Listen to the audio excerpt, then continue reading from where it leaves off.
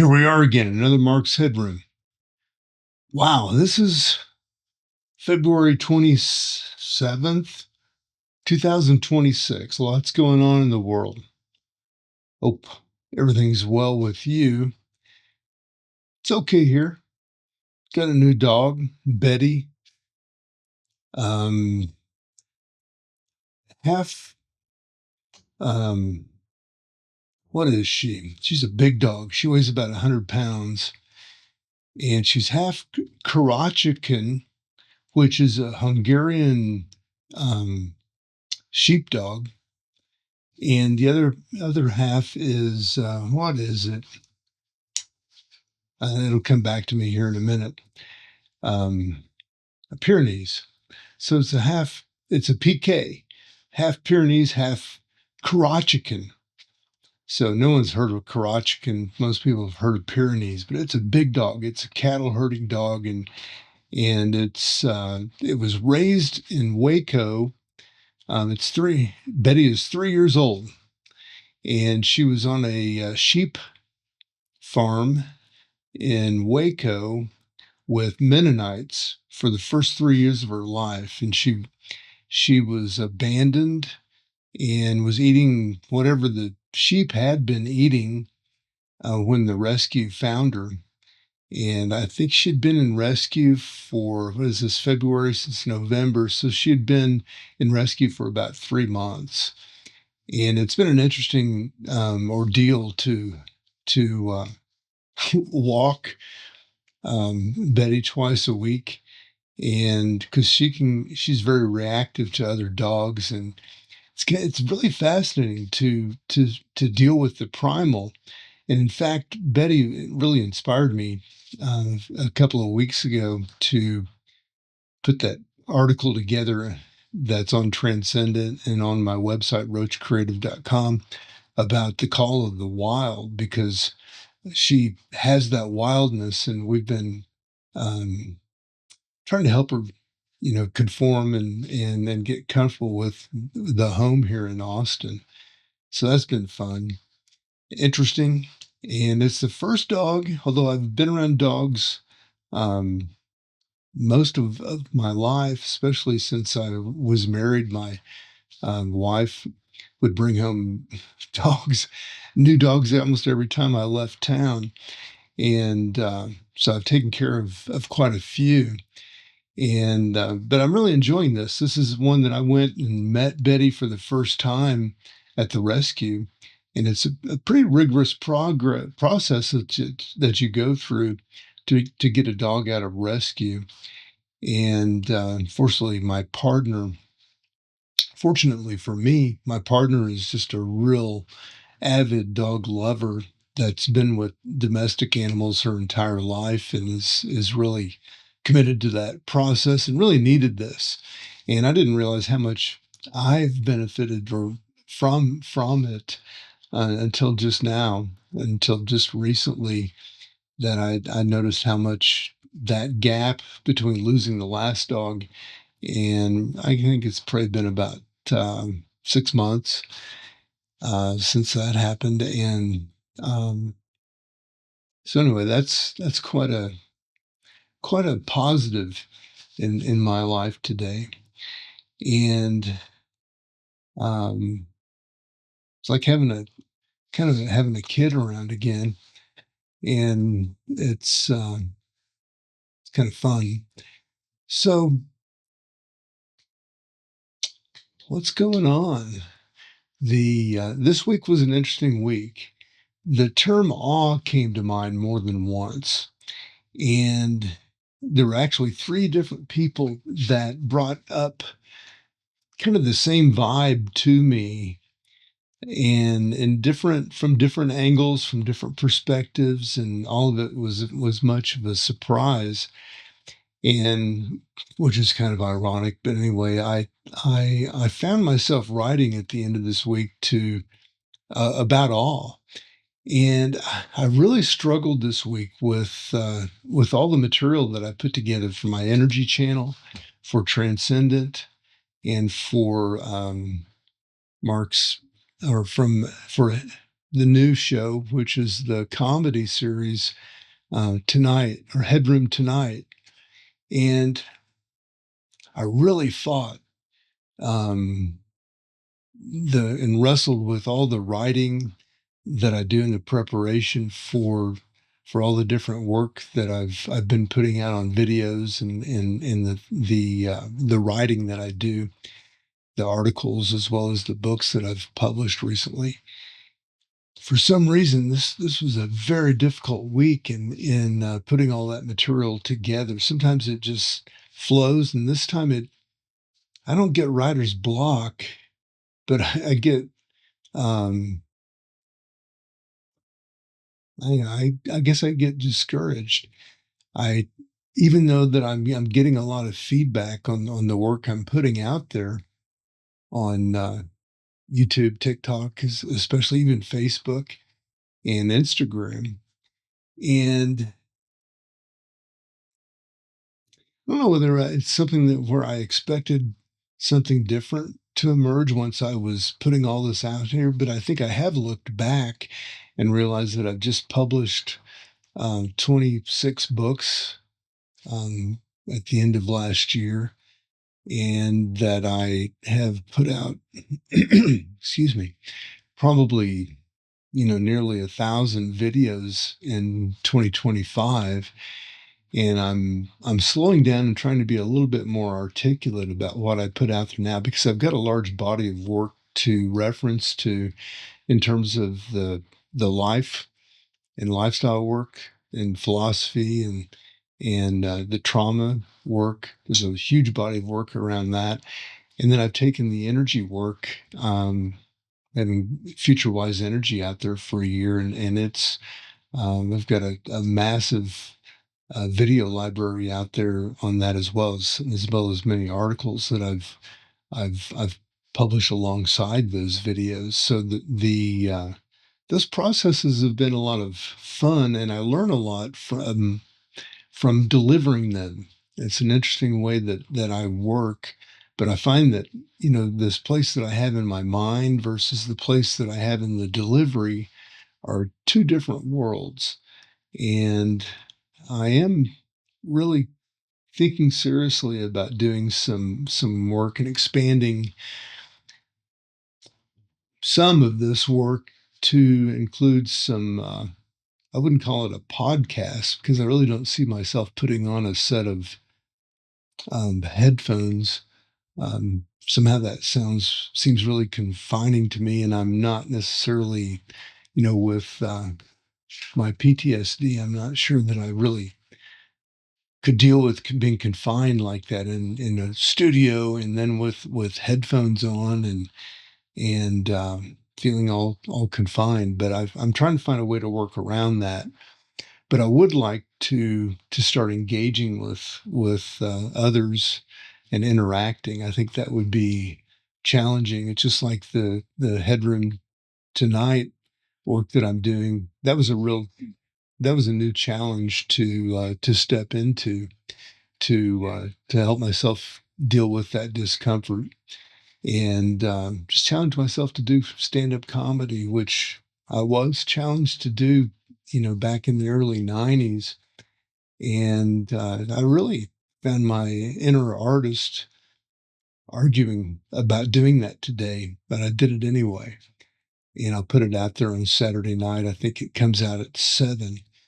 And that will be an interesting thing to see because I've really flowed with the work that I've done on Transcendent, and then again here on Mark's Headroom, and on FutureWise Energy. The flow has really been there for a long period of time into all the work and the deliveries that I've made there, and I continue to get some positive feedback from some of that work, and some of it is just things that I tell myself this is going to it may it may not really be recognized or used for another generation or two, and that's the way that it is, and that's the way that it is. But it was something that I had to do, and it's really helped me grow and deal with what's happened in my life and try to deliver um, something of interest to others and connect with others.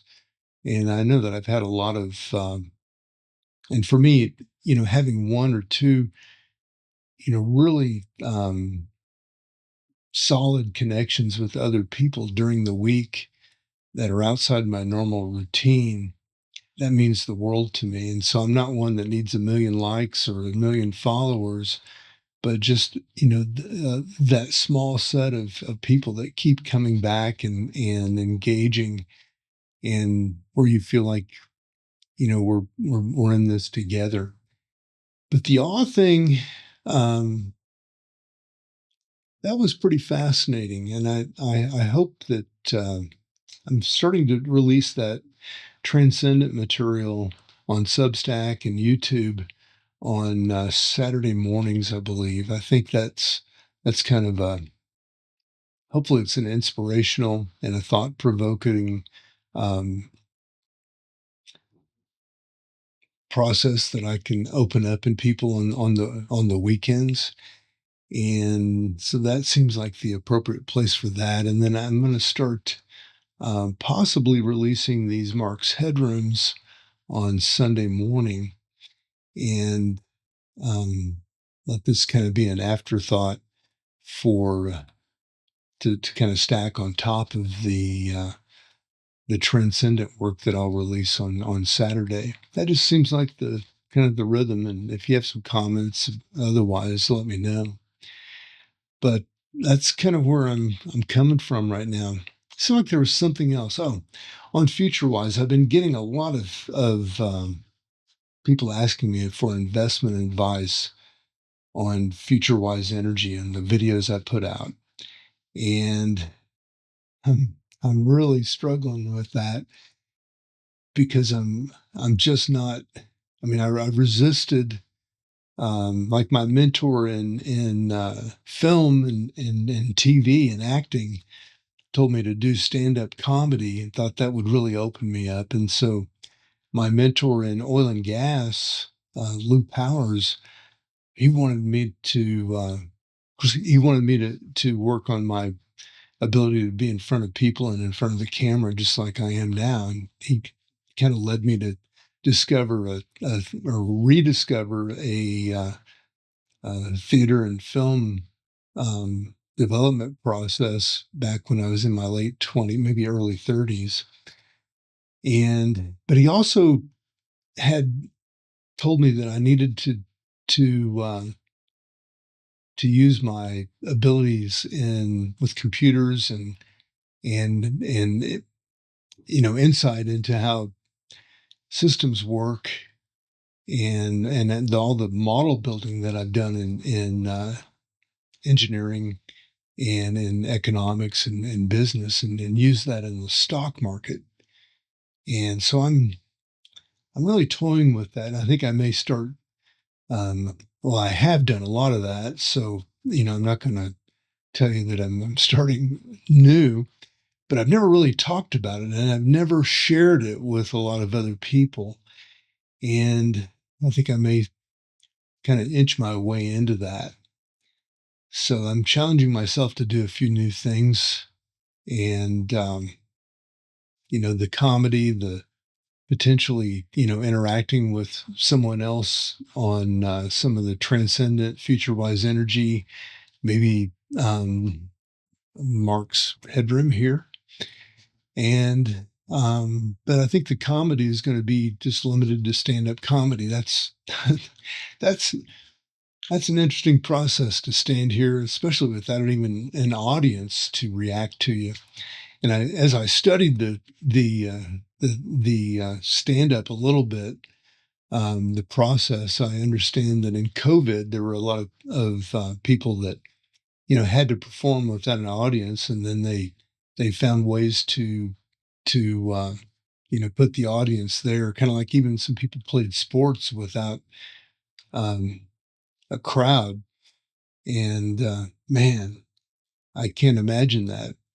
But I think it's it's really challenging to sit in a room and tell stories, or maybe what you might consider to be possibly a joke, and just say it and hope that somebody out there hears it and gets a kick out of it. And I think there's a lot of power in using humor to reach people, and not to knock people over the head with intellectualism or philosophy or suffering, which some of the transcendent work can get pretty dark. But I think, there is some dark humor that does come out of me naturally in the Headroom Tonight work that I've started doing. So I'll keep up with that. And then this investment stuff could be fascinating and could benefit some people. I think I don't have a crystal ball, but I do have a pretty good understanding of the framework and many of the levers involved in most processes in business and in life. And I may have to put that out there. We'll see where that goes. And then, of course, talking about fasting and health, I think there's, just an array of interests that I continue to have, and, knock down another 5 days of fasting this week. And this is an interesting time. This is whenever you start to feel like you might want to keep going, and then maybe not. And because, Thursdays and Fridays are the last 2 days of the fast, days 4 and 5, can really be dramatically different than the days prior to that. And there's really a great mind space that I feel like I enter into, and reach some clarity. So, but I think I'll just keep up with my routine. I try to set some limits around things sometimes, so I tell myself I don't want to hurt myself and I want to stay healthy. And I do the same thing in the gym. Oh, I have added, since we brought Betty online here, into our lives. Um, I'm walking an extra 2 miles a day on top of what I had been exercising. So it's not, super intense exercise, but it is a, sometimes it's a fairly good pace that we make 2 times a day, about a mile each time around the neighborhood here in Austin. So, gosh, it seems like there was something else that I wanted to share. Um,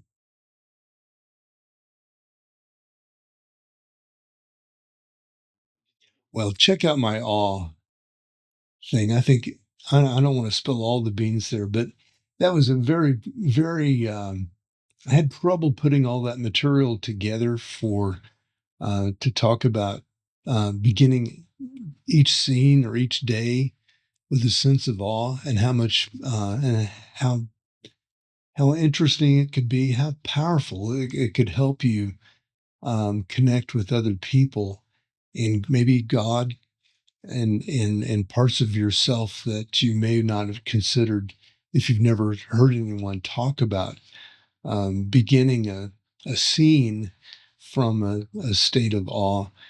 Like if you walk into a room or get out of your car, you're changing um, circumstances and walking into a new one, rather than walking in with all the answers, and a kind of a manipulation, or a something that you want to impress others with. Walk in with an ear and let yourself feel and react. So I'm Mark Roach. I wish you all the best this week.